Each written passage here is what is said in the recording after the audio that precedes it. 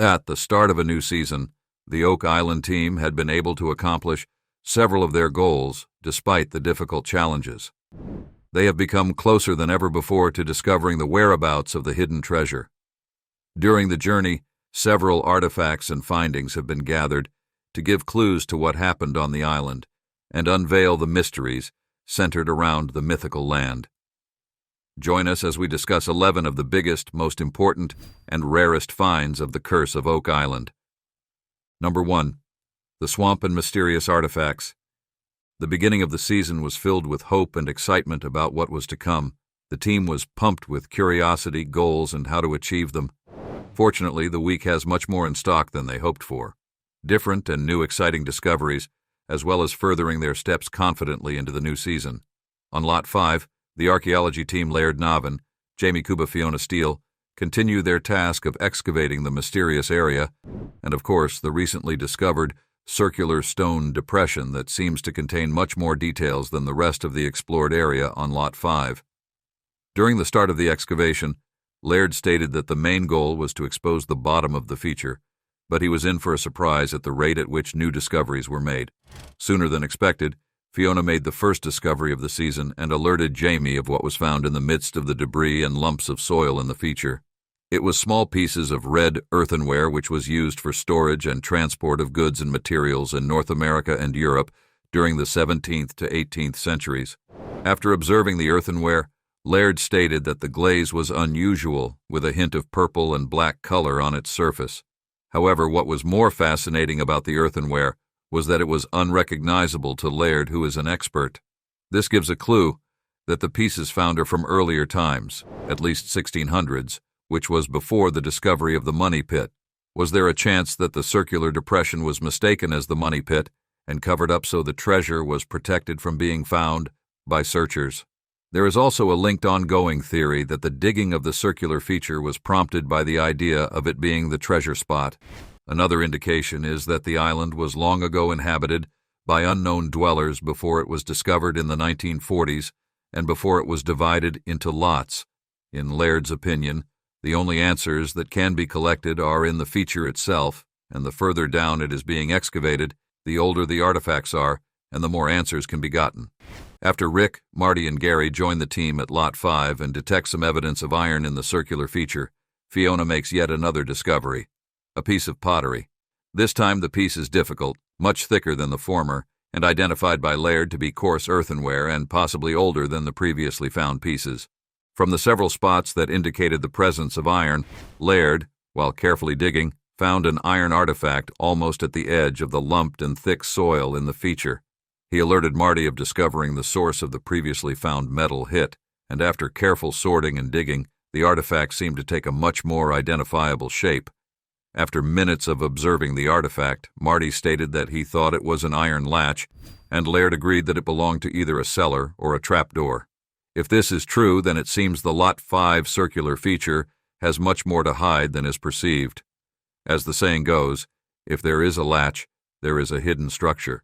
The unanswered question remains, what is underneath the circular feature?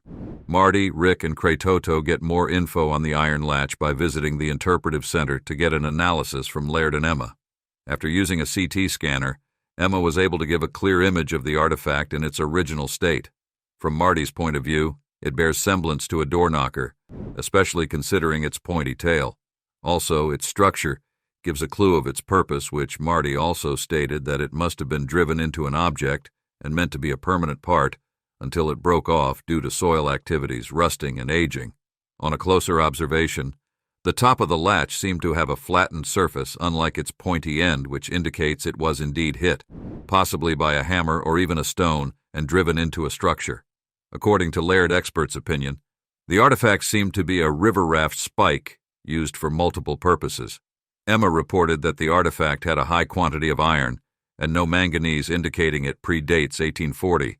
What stands out even more is its difference when compared to other artifacts found on the island. There are no matches, but it does have a 100% match with artifacts recovered from the site of the original depositor of the hidden treasure, Sir William Phipps. Considering the analysis result, it is safe to assume that the latch was a personal belonging of Sir Phipps. However, the mystery now is the reason why it was found in Lot 5 and who buried it in the circular depression. Still on the hotspot, Lot 5 and a few yards away from the circular feature, Rick and Gary resume the operation of what they do best and are excited. The duo begins the season's metal detection on Lot 5, starting from the metal magnet areas marked by flags. After getting a strong signal of metal presence, Rick carefully dug out the spot, and they both realized the artifact they expected to find was very small in size. Soon enough, amongst the several debris in his hand, there was a fascinating discovery. An ancient coin was unearthed. It most likely belonged to Roman origin, which, based on the drawing and based on observation, seemed to have been hand-hammered. The next flagged spot also gave a satisfactory signal, and when carefully dug out, they were both excited to discover another ancient coin.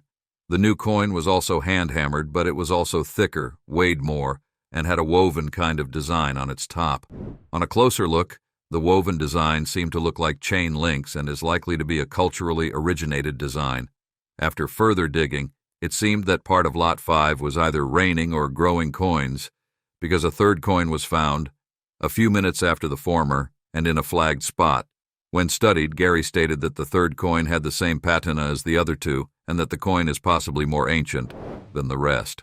Later in the day, the team goes back to take their chance on finding another coin or important artifact. Amazingly, a fourth coin was found. It is the same size as others and is also ancient, however. What differentiates it is the design at its top. What is it about Lot 5 that makes it enriched with artifacts and treasures? Is there an explanation for the several coins found in Lot 5? Perhaps it was a route used to transport hidden treasures to the money pit, and some of the found coins were falling from the movement. At the interpretive center, Marty, Rick, Craig, and Gary all await the analysis of the newly found coins. In an attempt to explore the swamp, the team's resident diver Tony is accompanied by Alex, Jack, the ROV, and the rest of his team. Underwater, after fanning debris off the potential artifact, it was revealed to be a piece of hand-carved timber, a piece of pottery with blue markings, and a sailor's clay pipe stem. Is there a chance that connects the artifacts in the swamp to those found on Lot 5 because they seem to have similar features? According to Alex, it seems this part of the swamp was a deposit site buried by water over the years. Moving closer to the underwater boulder, Tony found a metal detector hit, and repeating the pattern of fanning, he found a round metal object with a circular hole in the middle and identified it to be a potential coin, similar to the ancient Chinese coin previously found. After more observation, he stated that it could also be a disc of some sort. Until it is retrieved, there is no confirmation of what it is. Tony also stated that the artifacts found are very similar to those found on land, and there is a possibility of it being a part of a shipwreck or being brought into the island by visitors or traders. Number 2. New pieces of ceramic and iron. Carefully digging through the circular feature on Lot 5 after numerous rocks were removed, Jamie, who was assigned to a portion where a particularly big rock was previously removed, dug and hit something she considers very important. She alerted the rest of the team about what could be the biggest artifact discovery in Lot 5's circular feature. After careful digging, she was able to remove a very large and wide piece of pottery from the hole. After several moments of observation, Laird concluded that it was a coarse earthenware, popularly known as the Anglo-American ware. He stated that the large piece most likely originated from England or Pennsylvania, and based on its look, it was a large cooking vessel.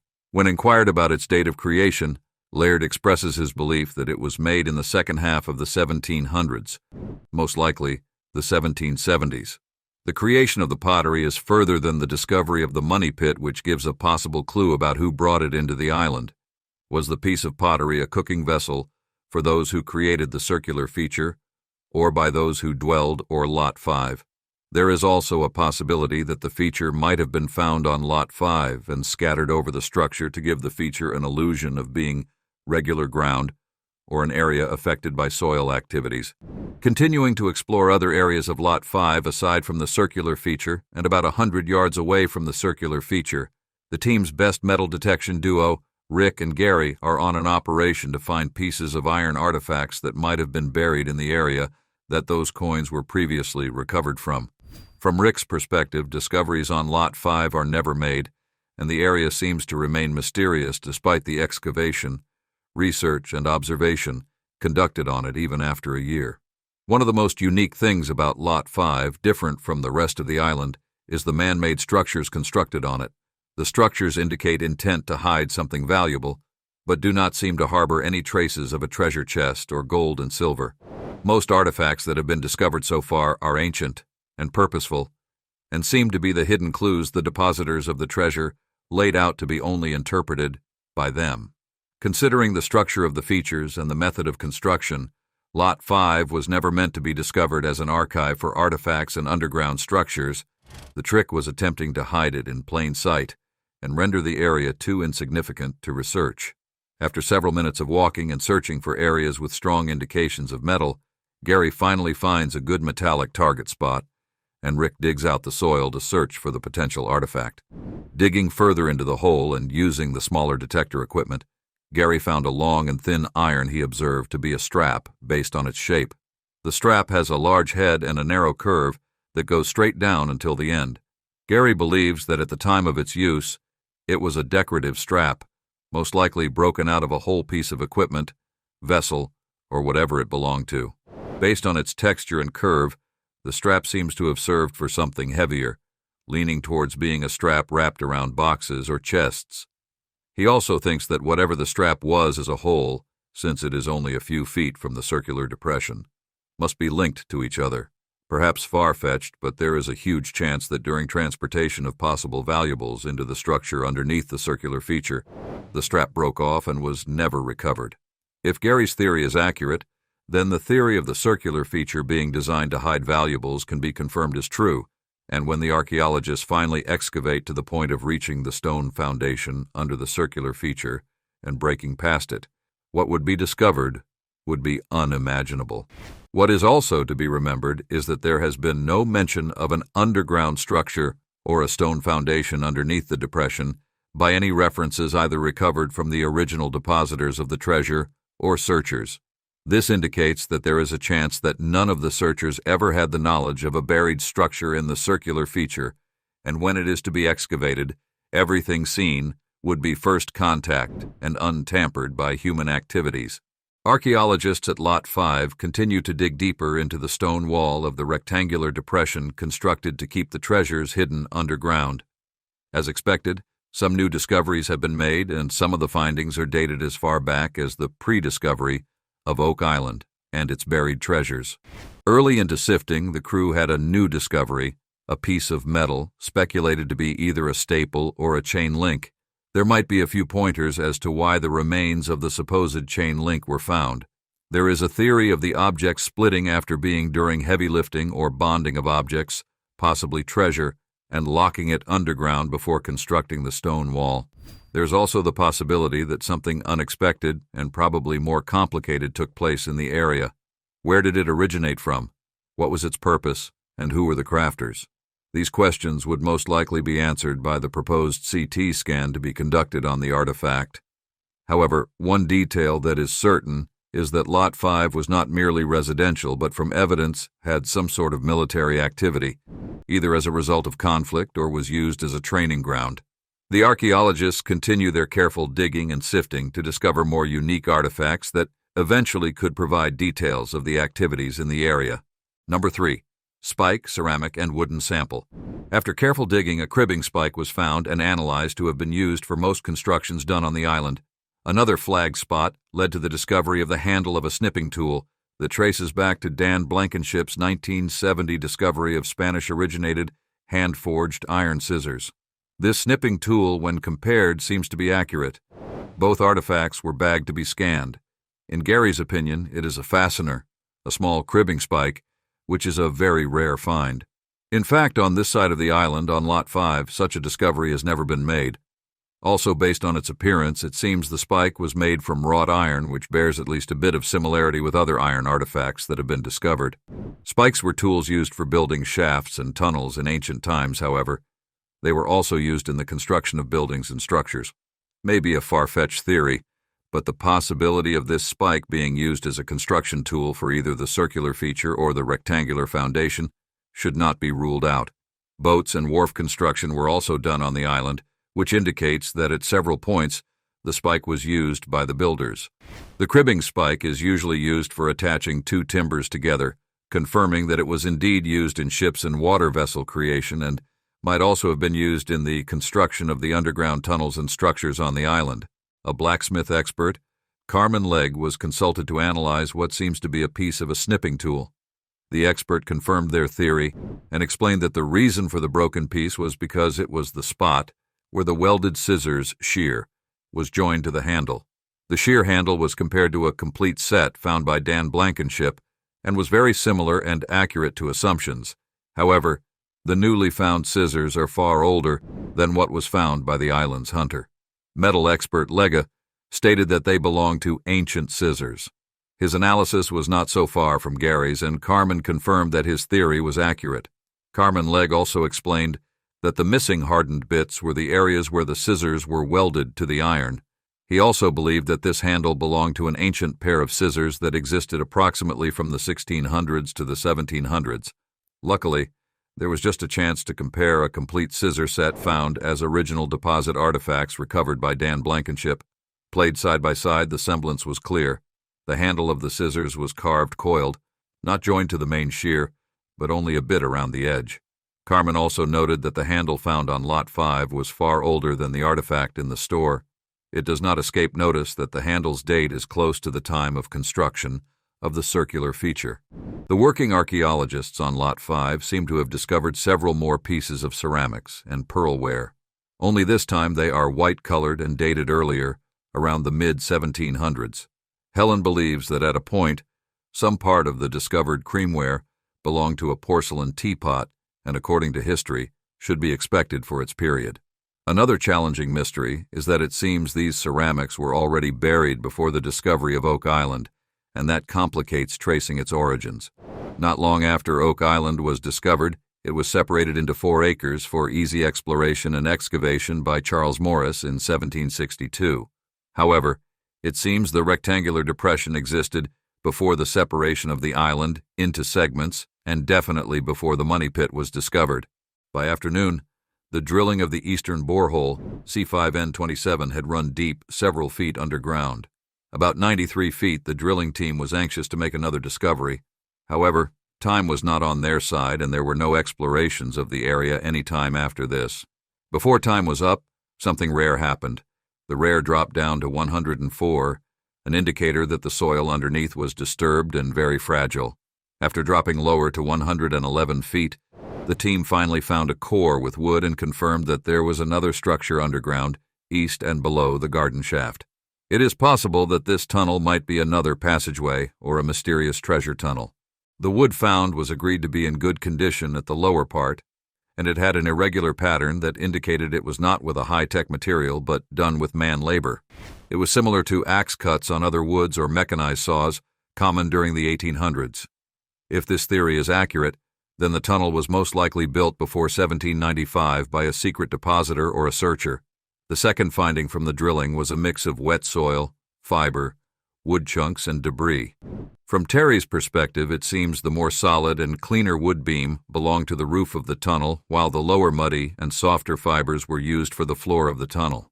After the pieces of wood were placed together, they observed that the loose fragments matched and formed the other part of the wood chunk from 111.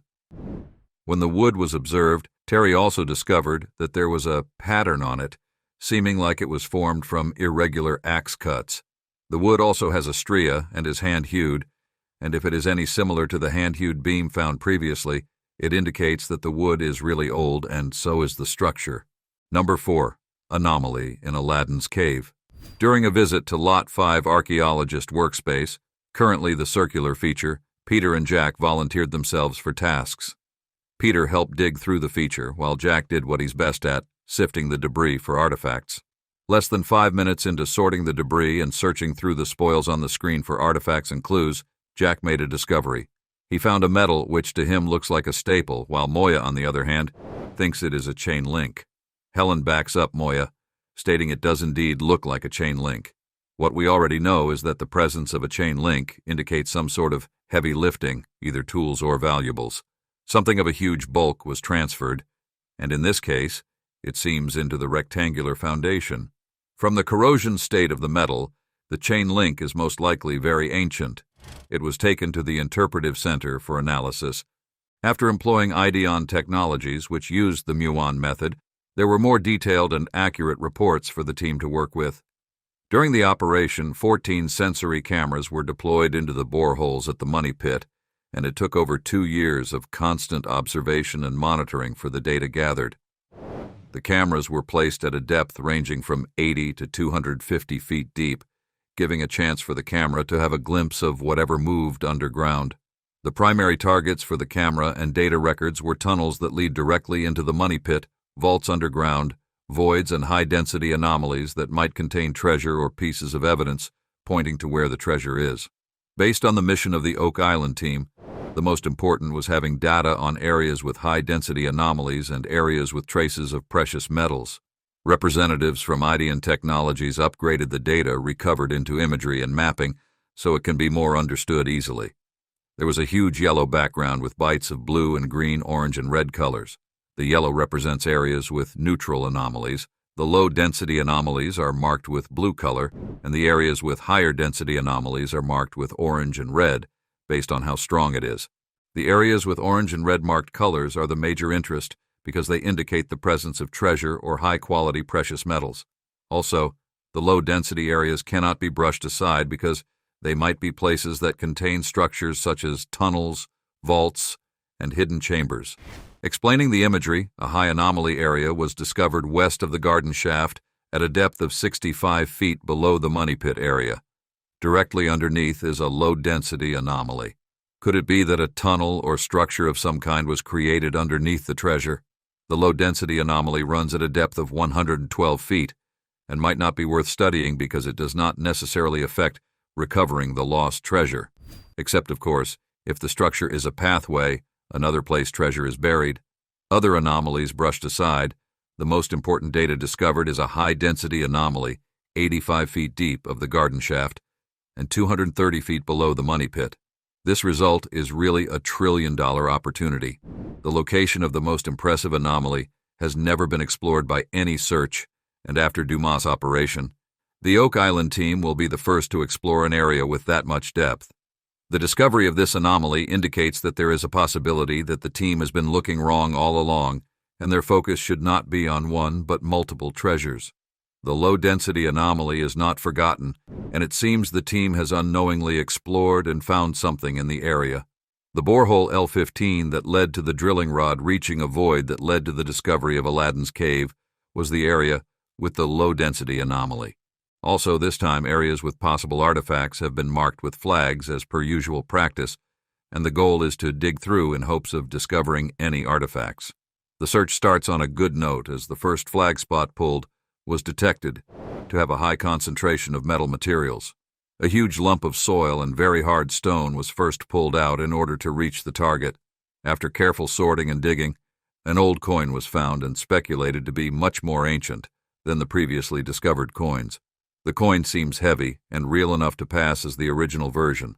The artifact, like the others, has been sealed to be tested and analyzed at the lab. Hopefully, the results prove the origin as accurate. It seems that every excavation artifact points more and more to Lot 5 being more than an acre westward in the island, and might be directly related to the Money Out area, possibly an extension of it.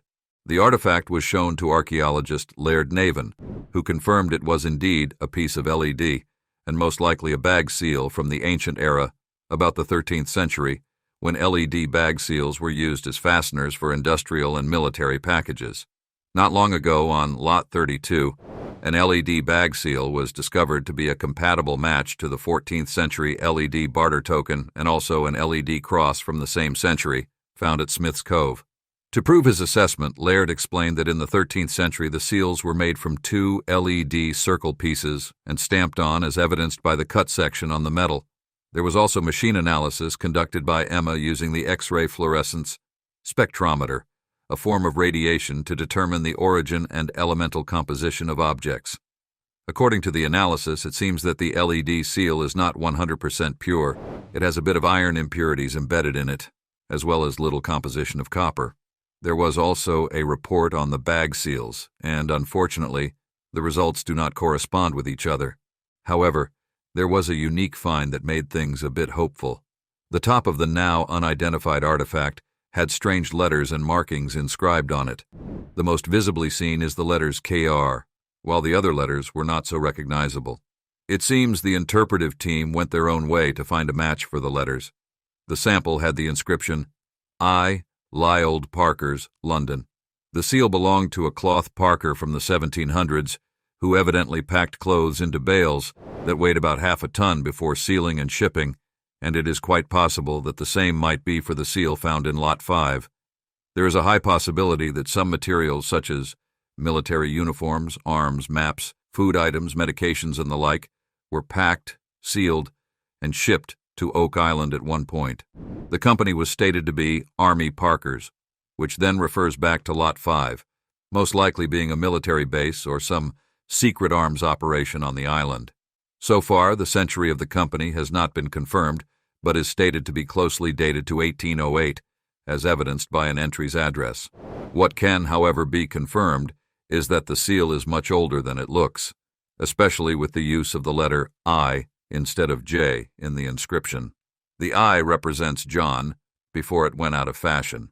Due to language evolution, however, this practice has been known to be traced back to 1524. A few feet from the feature and in the midst of the stone apron built by Robert Young, an open soil with high-quality metal was discovered, and upon digging the object seemed very small and round. It was a LED shot and, based on its size, was of a small caliber and was very old. Speculating its origin, since it is an artifact from Lot 5, it is most likely dated to the 1700s. According to Gary, this discovery indicates that there might be a chance for military activities, either simple or organized, to have taken place on island, Lot 5 precisely.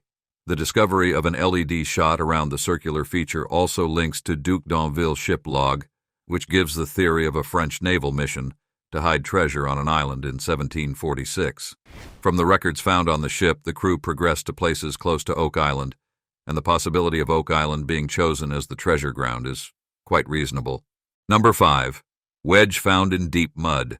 The discovery of precious materials in the muddy debris collected from the garden shaft by Dumas Contracting Limited. Since the construction company has been busy with the drilling operation in the garden shaft, there has been no room to search for wood materials, precious materials, and artifacts in the core of the tunnel. An improvising was made and the debris was collected into a truck and dumped on neutral ground to be searched through. Gary and Charles take on the responsibility of searching through the muck with the metal detecting device for any signs of high-quality iron in the debris. Soon enough, the constant beeping that at least one metal material has been found. Digging through the thick mud, Gary discovered a big chunk of flat-surfaced thick iron he stated to be a metal wedge. According to Charles, the artifact bears similarity to an axe handle in a wooden staff. If his opinion is accurate, the piece found might be a broken piece of iron belonging to an axe or a hoe and perhaps was used to dig through the soil, tunnels, or structures. However accurate he is, the odds of making this discovery 80 feet deep below the ground are very rare. The wedge is likely to have been used by the original depositors of the treasure on Oak Island, dating back to 1735. Will the metal give enough clues to reveal its original owner, or will it just be an unusual artifact found in the debris of the garden shaft? The wedge was sealed and taken to the Interpretive Center for further analysis. Number 6. Fresh finds in the garden shaft tunnel. After the most anticipated operation on the garden shaft and installing shoes in the tunnel, the team was eager to begin their exploration of the area. At about 87 feet into the tunnel, brothers Rick and Marty Legina, alongside Roger Fortin from Dumas Contracting Ltd., experienced a non-stop rain that seemed to be coming from the soil at one side of the tunnel. The infiltration of water seemed coming from the right wall of the tunnel at 60 feet and below.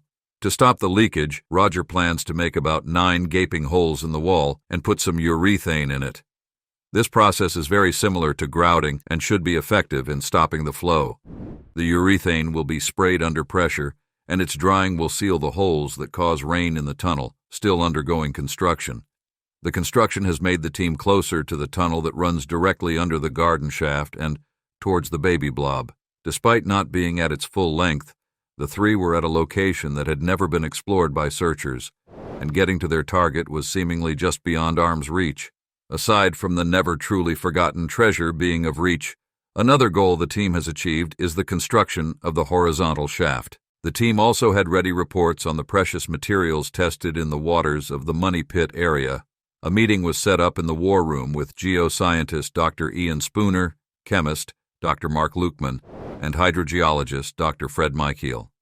According to Dr. Lukeman, fluorescence testing was conducted on the water for evidence of metal materials, and for non-metal materials in the water, such as wood, other organic materials, and pottery, fluorescence spectroscopy was used. Among the multiple boreholes dug in the Money Pit area, L16 had a different result when tested.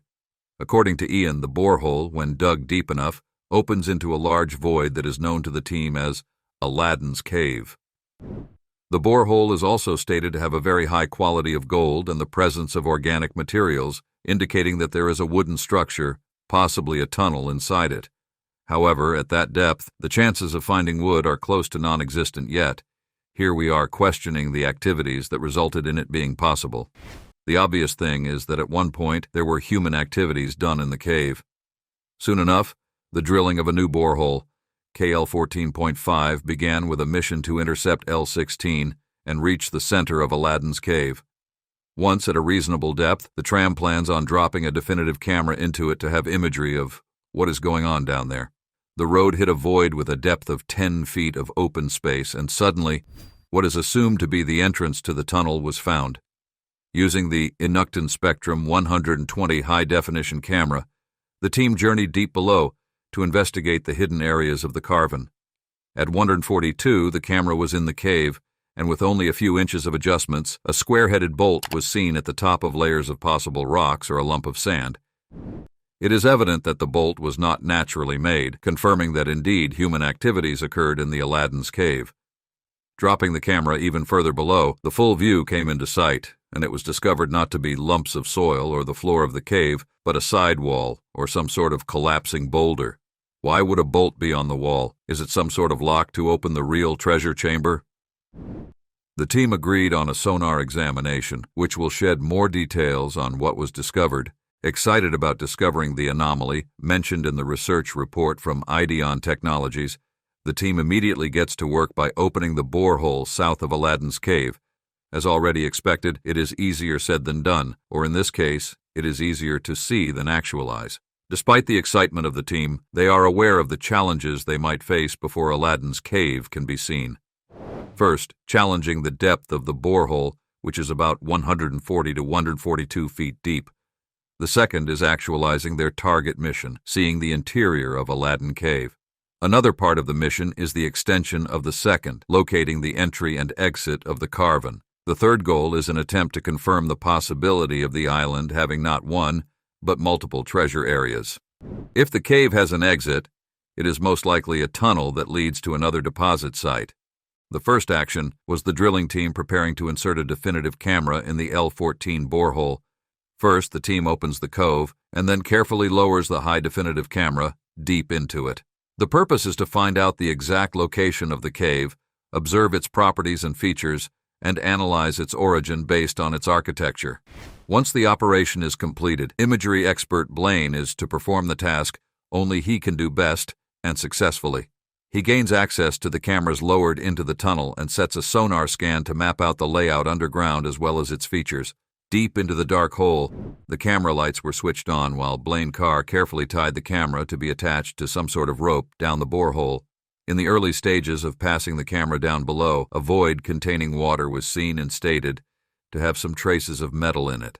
Despite the void, the camera successfully continues to be lowered until it reaches the point when the team is expected to conduct a 3D sonar scan. And while that is possible, they see something they are not so sure about. The camera imagery reflects some sort of object deep below that was referred to as the teeth. The team, in curiosity, continued to lower the camera to get a clear view of what it might be, and just about 6 feet deeper, Alex stated that the point was the cavity of the cave. Continuing the operation, the camera was further lowered so the team could get a glimpse, or if lucky, a full image of the borehole's side features. The cave's cavity, the walls, sides, and the cave's ledge could be seen, but it seemed like a vital part of the cave was missing. Maybe the treasure or artifacts expected to be lying around. Marty decided to investigate more around the ledge, and the camera was lowered about 3 inches more. Further inches deeper in the ledge, there was a much bigger opening, something like a passageway or a tunnel. At another 6 inches, with the goal of seeing the ground floor of the cave, another much wider opening was discovered. To check out the surroundings of that opening, the camera was spun slowly at 360 degrees, and as seen in the imagery, there were medium-sized lumps of soil that seemed to have something underneath them. It, however, was hard to determine if these lumps were at the bottom or side of the cave. At the right angle, there was a lump that looked harder than the previously seen ones. It looked more or less like a shattered rock with sharp edges. The rock had a flat surface and some angular shape that seemed to be covering something that might or might not be the hidden treasure. At the moment, there is no chance of making another discovery until more data has been analyzed. On Lot 5, Jack and Helen sift through the debris of the circular feature and a few minutes into searching for artifacts. Helen notices traces of pipe stem in the debris. The spoils, however, did not meet the expectation of recovering lots of nails, which she stated to be a good indicator of the structure beneath the circular area to be a log cabin. The seam, when studied, gives traces of the original shape of the artifact without rust. In a matter of minutes, it was identified as a handle, and from the practical description, when Carmen placed it at the side of his hands, it became obvious that it was a holder and was connected to a larger object. Also, based on the high angle of the handle, it is way longer than what was recovered and most likely is a ladle. Carmen requested a CT scan image from Emma because he had suspicions of the ladle having holes in it, but is now so tiny and covered by the corroded area. When the image was displayed, the label indeed had about 3 holes, 2 large ones side by side and a smaller hole in the lower middle. The ladle was confirmed by Peter to have been manufactured during the William Phipps period. What is very unique about these 3 artifacts is that they all bear evidence that indicates that they are part of the Phipps artifact, and for some reason they also seem to complement one another. Are the 3 artifacts clues that point to something that happened on Lot 5, or perhaps a large and important structure constructed to hide something under the stone feature? What is definitely obvious is that it confirms that Sir William Phipps did use Oak Island as a deposit ground for the treasures recovered from the shipwreck in 1641. A few moments later, Jack found a nail that seemed to belong to a frame building, and just like that, there was a possibility of discovering several other nails like it. Jamie, still digging into the circular feature, also made a fairly large-sized discovery. The artifact seemed to be some kind of metal fastener that was a bit different from the previously found fasteners. It seemed to be a strap hinge for a door with the hammer of the door missing. Surprisingly, the remains of the fastener were found immediately after. Jamie found a large nail that could have been used to hold the fasteners to a wooden surface.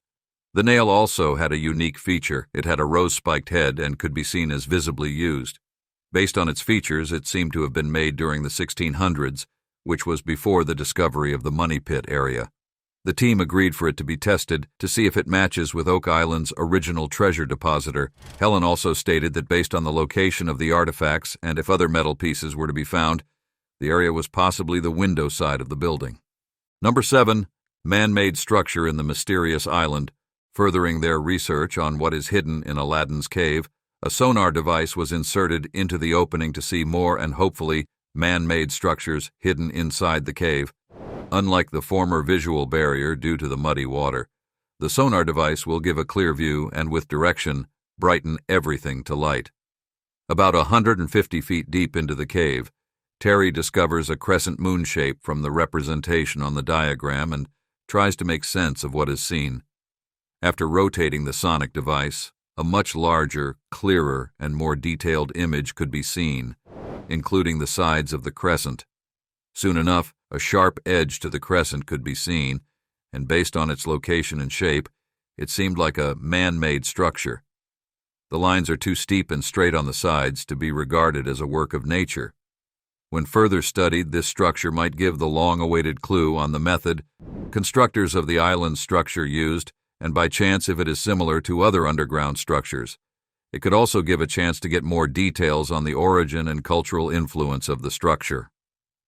As the device keeps being rotated, Terry, based on the image provided, stated that the first slope is possibly sand, while the other slope is most likely the trick and should be hiding something underneath it or behind it. From Marty's observation, the structure also has a semi-formed square shape at the side, which makes it too unique for nature, but a very complex construction that would not be done if there wasn't something valuable enough to find. In simple terms, Aladdin's cave is a treasure deposit.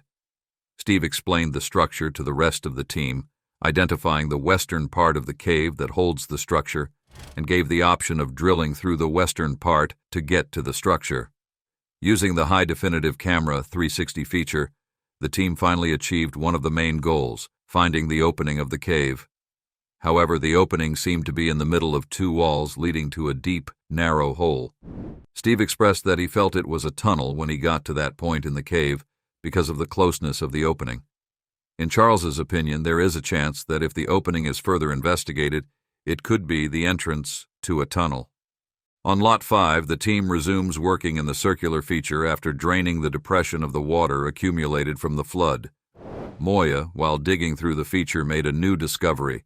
She found what seemed to be a barrel strap, which, according to Helen, was fastened to a barrel with a nail that seemed to be of different metal material and was greenish-looking, indicating that it was copper. Also, when a metal is copper, Helen stated that it having a bit of green means that it was in the sea for a while and was affected by salt water that made it corrode. Jack agreed, stating that there have been several barrel-discovered artifacts such as hoops that have been found in the swamp and metallic target areas. After careful digging into the circular feature, the team reached the conclusion that they had gotten the closest they could to the stone feature lying underneath the circular feature. Being recently aware of the stone wall, the team has just begun work on determining what area it covers. Now that there is less finding and more scraping on dry and sparse soil in the feature, it seems that the stone wall is already within reach. Jamie stated that she believes that the stone wall was not underneath the feature but above it and stood as a solid foundation. However, most likely due to aging and soil activities, it collapsed and fell into the depression, then covered by ruins. In the garden shaft, there was an amazing turn of events. In the process of sealing the water infiltration in the tunnel, Roger discovered a hole that seemed unusual and was compelled to investigate. He inserted a small camera and took pictures of what was inside the hole and made a unique, groundbreaking discovery. Inside the hole was a hidden structure that had walls, pieces of timber, and a path that seemed to lead to a tunnel or an offset chamber.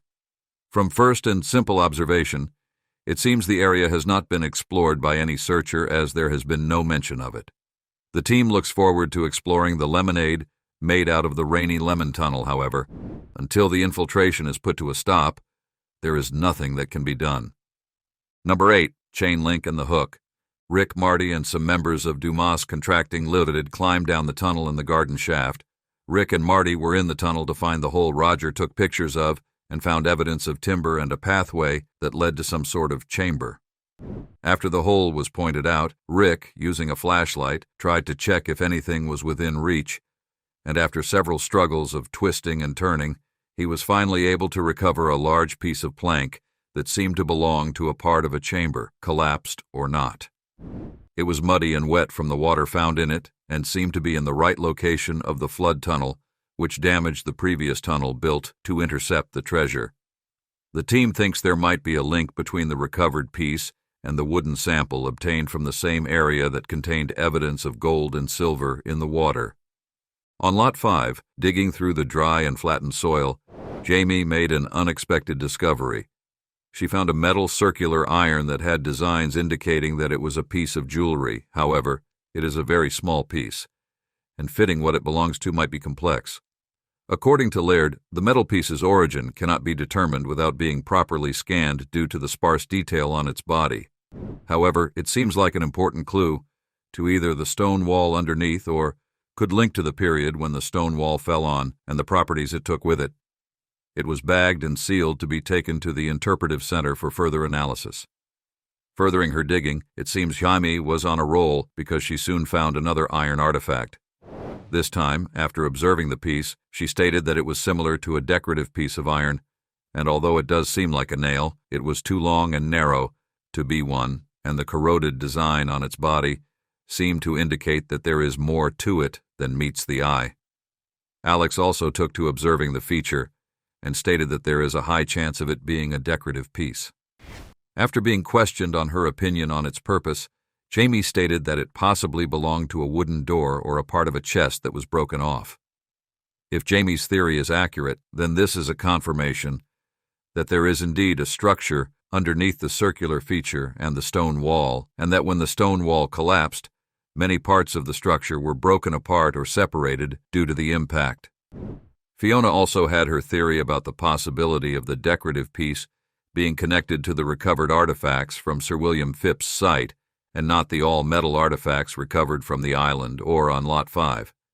She stated that it should also be tested with artifacts that matched the William Phipps artifact in case there is a type of pattern or similar that could be a clue to his original birthplace or confirm his time on Oak Island, particularly in the Money Pit and on Lot 5. When taken to the interpretive center, it was analyzed to have a little piece of iron, and from its physical look, it is very similar to a crochet pin and has a little circular hole close to the bent head. A huge part of the artifact is oxidized iron, while the leftover original iron, indicated by blue markings, is very small. When compared to the other iron artifacts found in the circular feature, Emma stated that its aluminum and silicone ratio matches the 17th century English, and its material compositions match a great deal to the artifact found on Sir William Phipps's site, albeit not 100%. After draining the swamp of its water and the surface becoming a mildly solidified area, Rick, Marty, Gary, and Billy begin the excavation on the stone road in hopes of recovering the buried treasure in the area. Using the metal detector device, Gary and Rick prepare to scan the area for iron artifacts on the swamp road by using a tractor to dig out the stony road and break it into smaller pieces that can be sorted through. After several minutes of crushing and transferring the stones, Marty alerted Billy that he saw something that seemed unusual and was most likely an artifact. After carefully digging through, Rick and the rest of the team found what seemed to be a dowel, but unlike the popular ones everyone is used to, this dowel had more similarity to the one found in a U-shaped structure. Just like it, it is much thicker and weighs more. Like the original purpose of a dowel, it was most likely fitted into the surface and used to fasten other materials and pieces to it. Although the findings were unique in itself, they had even more details that make it less of a coincidence. When the dowel was washed with water, it seemed to have a Roman numeral inscription that was exactly the same as the one found on the Ramrod Guide. The numerals Thath were found on it. Is there a chance that the Ramrod Guide and the dowel were one of the ways Sir William Phipps used to identify his works and possessions? If this is so, it means that any structure found on the island should be searched for the inscriptions, which could help to indicate whether or not it belonged to a searcher or a depositor.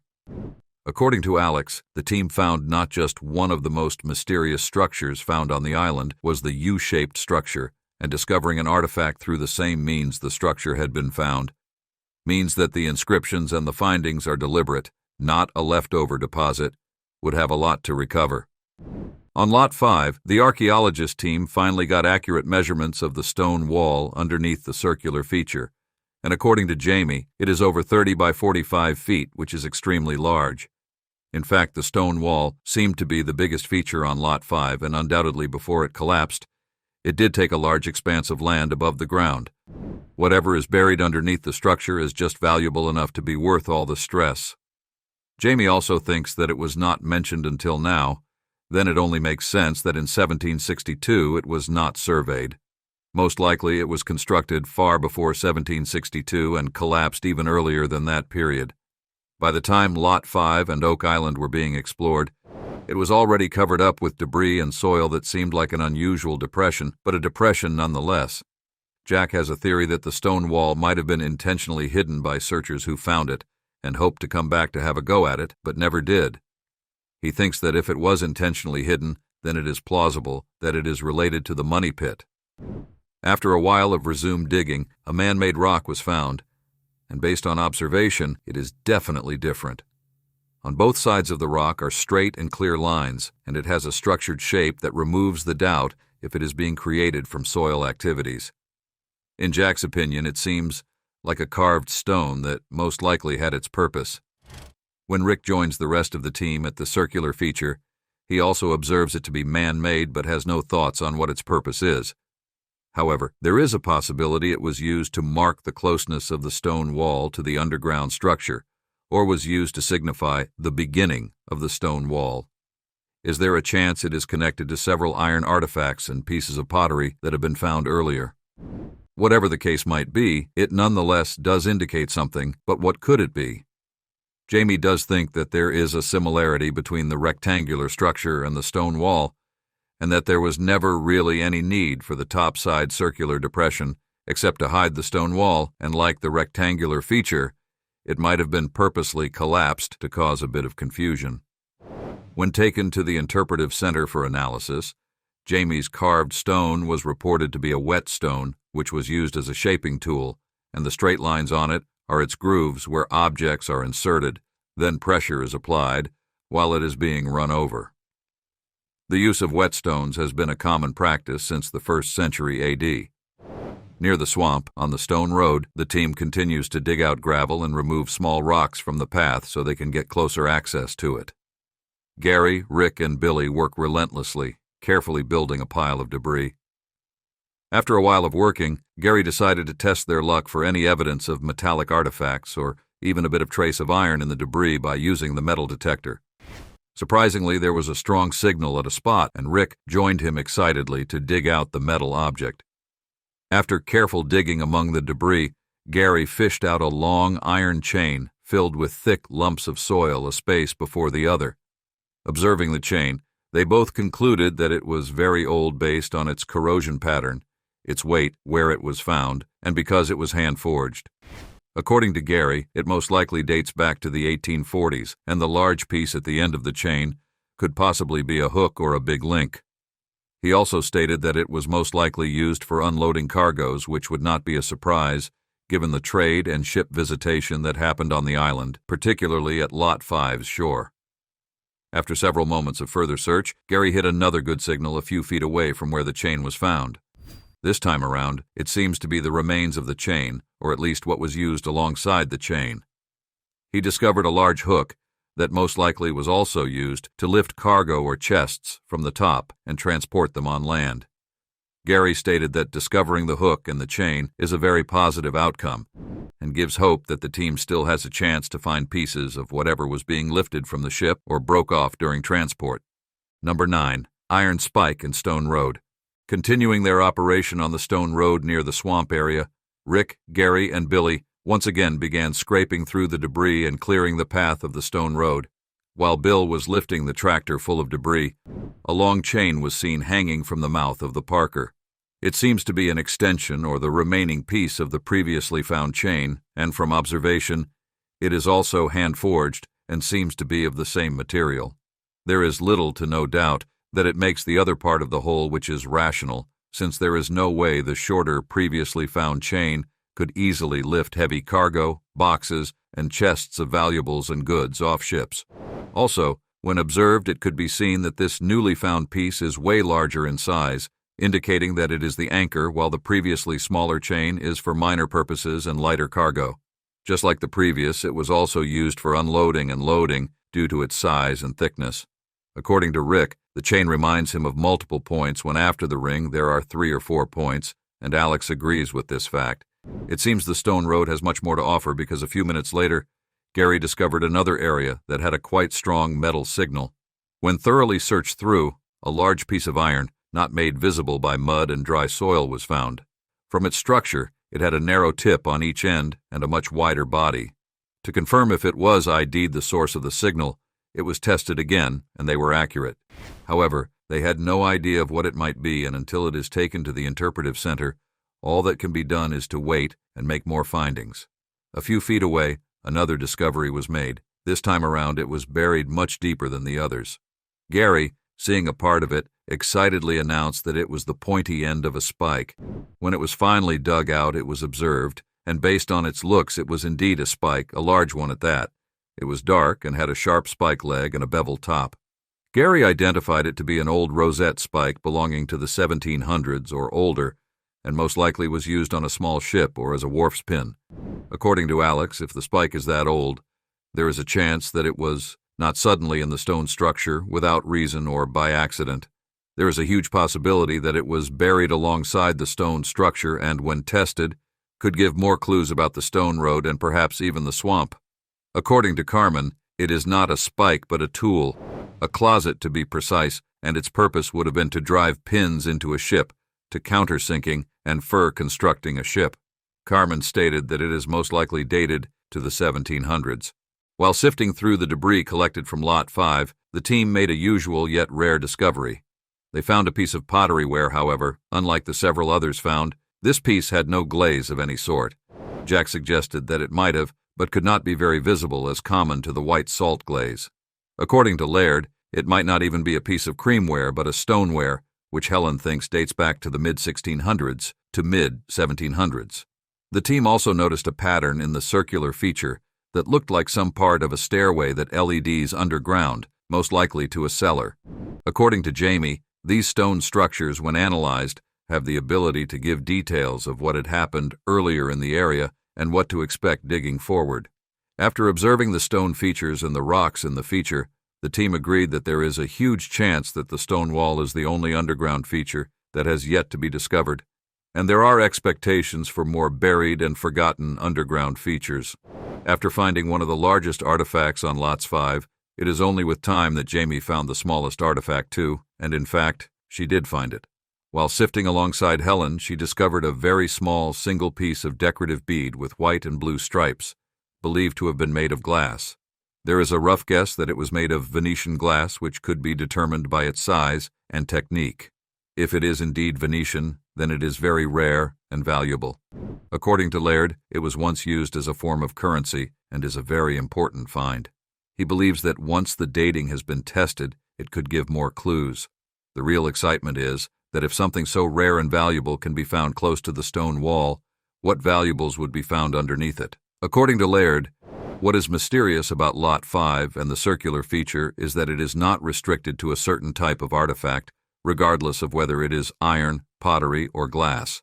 They all have different origins, dating, and material composition, indicating that it is rich in valuables gathered from all over the world and the different types of occupancy Lot 5 has held over the course of centuries. Back at the stone road, Gary and Jack continue the search for artifacts whilst the road is being cleared.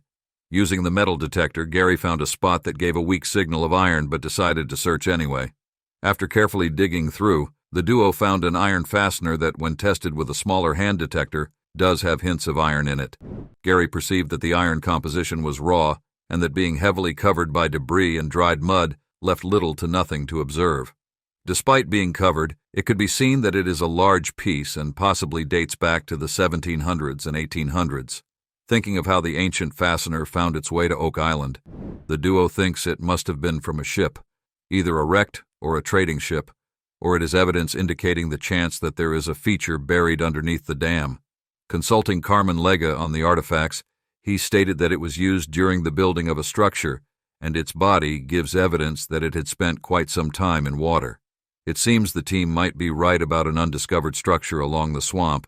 It also creates doubt about whether or not the triangular swamp is artificial or natural, and it was used during its construction. Number 10. Ceramic bowls and the found Chappelle Vault. At the southern part of the swamp, Rick, Gary, and Billy conducted a metal detection operation and found an area with a strong signal.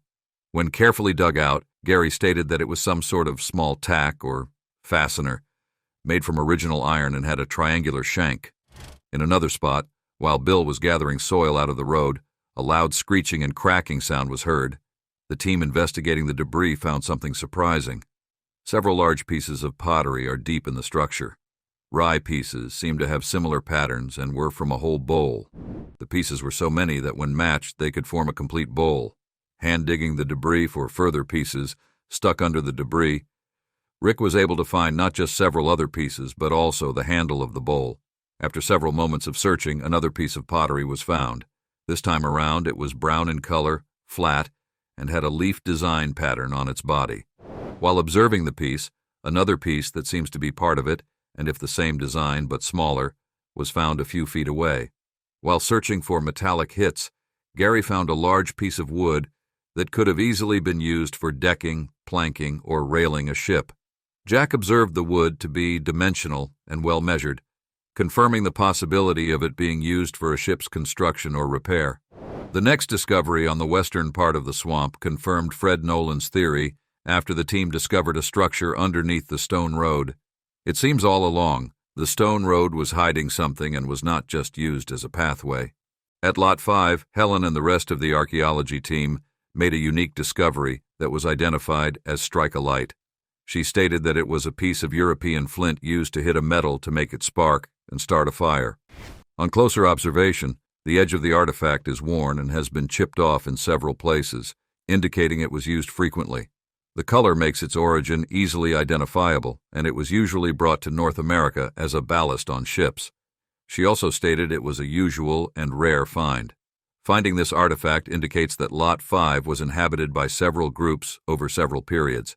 At a point, fire was needed for food, to keep warm, or to sharpen tools.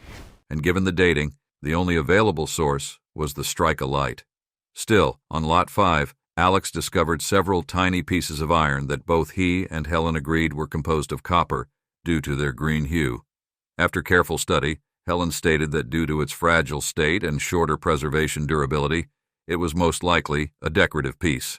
Drilling borehole K8 in the garden shaft, the team had reason to believe after hitting a large void that there was a chance it was connected to the Chappelle shaft. At about 88 feet deep, the borehole, the team found several pieces of wood in the core, indicating that they were close to the structure and in turn the vault that lay underground. While continuing the drilling operation, part of the Dumas team brought over a skinny and fairly long pipe that was recovered from the borehole. The pipe is associated with the 1870s and was likely used by William and Charles. The team agreed to drill towards the direction in case there is more evidence to be recovered. On the stone road in Lot 5, Jack and Gary, searching through the debris, found a large piece of wood that seemed at first glance a rock until it was felt. It was found at a huge depth, at the bottom of the swamp where the road formerly was. In Jack's opinion, it was confirmed that the swamp was not naturally made and most likely its constructors used this point for cutting and shaping wood. According to Rick, the curved head of the wood indicates it was doweled and stated that when tested, he expected it to match the U-shaped structure. In the circular area, Fiona found a small piece of metal with 3 noticeable rivets. She stated that it seemed like a decorative piece because it was too flat and small to serve an important purpose. Alex agreed, stating that it was most likely off a truck and not a chest because it still seemed to be a fairly good condition. Later on, a barrel stave was also found amidst the pile of debris. Back on the stone road, Rick, Jack, and Gary continued digging through the debris for possible artifacts, and soon enough, they find several large pieces of wood and timber underneath the cobblestone road. However, unlike other pieces found, these woods were linked to themselves in a well-arranged manner, causing Gary to state that there is a possibility they had fasteners in them. Without a doubt, the feature was definitely man-made, and its purpose was to manipulate the swamp to fit whatever purpose they wanted it to serve. On Lot 5, Moya made a discovery similar to one previously found. She found a small glass-made bead with white, red, and blue stripes that could be traced back to the 15th century. Like the former, it seems to be of Venetian origin and might be part of a set. Number 11. Ramp feature a Linge stone road and remains of a shoe heel. At the swamp area, Rick and Gary just discovered a ramp feature that linked to the stone road, connecting it to the shoreline. It seems it was used as the means to transport large cargo to the island, possibly carried by hand or dropped on the ramp before being carried into the island. When they searched for metallic objects, they found no evidence of iron in the ramp.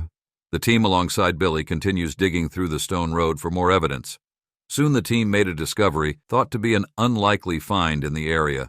They found a piece of pottery with a white and blue design pattern on its body. While observing the piece of pottery, Gary found another piece among the debris, and when it was retrieved, they discovered that it matched a broken part of the piece previously found. Is there a chance that more pieces could be retrieved to make a whole? It also makes one wonder if perhaps a whole piece was shattered and separated in several places.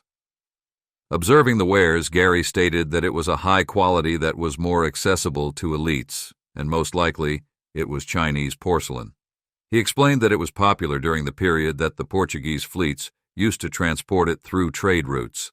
Since the wares have two origins that could have transported them to the island, was it brought in by the Chinese or the Portuguese? Back on Lot 5 in the swamp area, Billy alerted the team of hitting something while packing the sands. Gary and Rick immediately get to work, digging their fingers through the muddy debris and searching for the potential artifact. After careful searching, they found a small piece of pottery that had a different design. It also has black edges and a brown surface on the side, making it two-toned in a unique pattern different from the ones previously found. This pottery is the first of its kind found by Rick, Gary, and the rest of the team. Since it's new, there is no idea of its origin, its purpose, and how ancient it is. Rick decided to continue searching for more pieces, and they discovered several pieces deeper in the mouth of the tractor. They found a large piece that seemed to be of the same pattern as the previously recovered paired white and blue pottery, but on a closer look, it was much older. Digging further, Rick found much more than ceramics this time. He found the remains of a leather shoe or boot. After observing the remains, it seems like the heel part of the boot and the several holes were used for fastening the sole to the boots using odd nails. Based on its design, it is most likely from the 1800s because afterward, soles were glued to shoes. It was sealed to be taken to the Interpretive Center for analysis. The team has unlocked different challenges and so far, they have been resilient. With no doubt, the hidden treasure is within reach and only needs a couple of confident steps to get to the next level. What are your thoughts on the treasure and what do you think was the most important find? Share your thoughts in the comment section. Don't forget to like, share, subscribe, and click the notification button for updates on the Lagina brothers' journey in unveiling the curse of Oak Island.